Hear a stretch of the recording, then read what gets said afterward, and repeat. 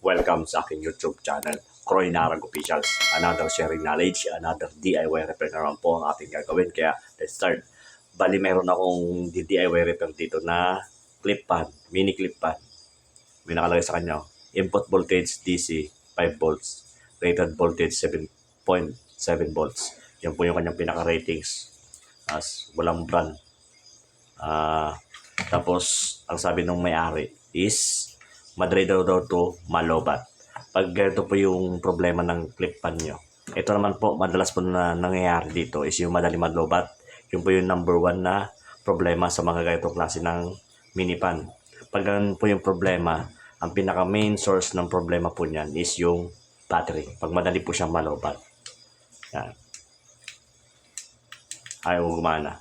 Subukan natin i-charge.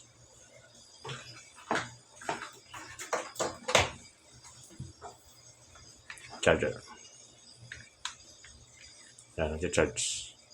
Pasubukan natin siyang iyon kung gagana siya. Gumagana.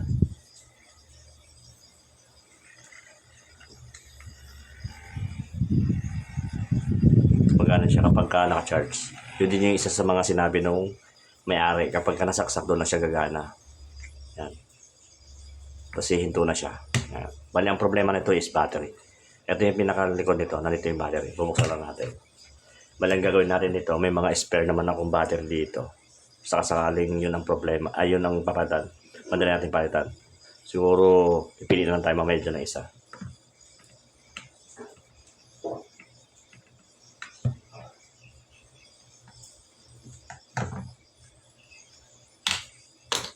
Bali, ito yung battery niya. Maganda siya kasi hindi na tayo maghihinang. Napansin nyo, parang tatanggalin na lang ito.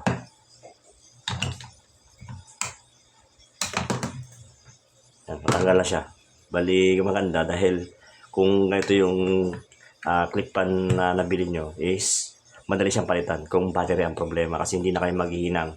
Hindi kagaya ng iba is yung hinang, nakadikit yung wire dito. Ito is papatala rin. Bali, subukan natin siyang i-tester.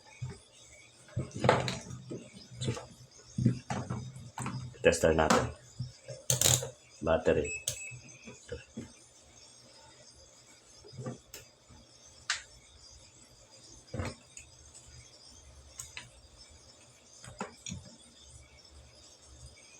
$2.7 po.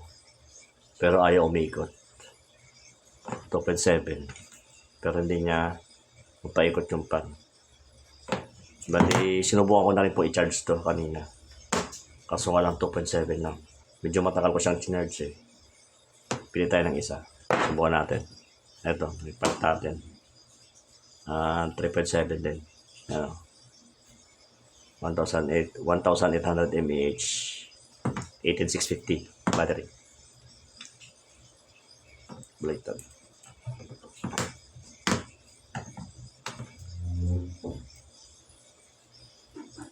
Yan. Meron siyang 4.06 volts. Hindi ko ganito. 2 point something lang yung kanyang reading. 3.7 volts. 1,200 mAh. Tapos 18650. Kung magpapalit kayo ng battery, lalo na kung ganitong mga clip pan, dalhin nyo to. May nabibili naman to online at or dun sa mga suki ng tindahan. Pwede kayo makabili ito, pamalit. No? Kasi yung iba tinatapon na lang to eh. Pero ang madalas na problema ng ganitong pan is battery. Kaya papatan na natin. Yan. Tapos, subukan natin siyang yun. Yan siya. Gumagana na siya. Speed 1.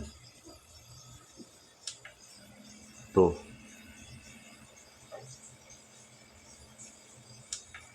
3. Yan. Off. Balikan na. Subukan natin yung charge. Charging. Yan. Nakapag-charge na siya. Bali. Ito lang yung problema nito. Kaya ayaw umandar at madaling malobat yung mga clip pan. Battery. Pag mayroon kayong mabibilantan sa lugar nyo, pwede kayo bumali ng ganito. Kundi sa online, pwede rin bumali. Bali, hanggang dito na lang ang aking video at sana nagustuhan nyo. At kung nagustuhan mo, huwag mo kalimutan mag-subscribe sa aking YouTube channel at pakipindot mo na rin yung notification bell button para ma-update ka sa ilalabas ko pang mga bagong video. Kaya hanggang sa muli, this is Culinary Officials. See you sa next video.